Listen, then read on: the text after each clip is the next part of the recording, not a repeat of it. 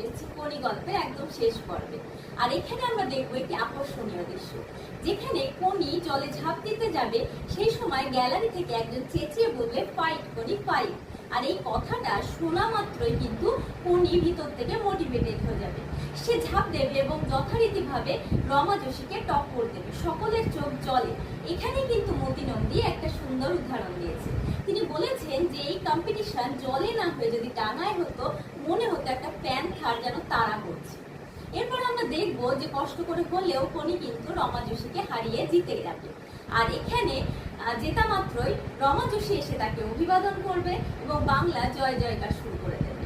অন্যদিকে অভিমানী কোনি দৌড়ে যাবে খিদ্দার কাছে এবং তার বুকে মাথা রেখে কাঁদতে শুরু করে দেবে।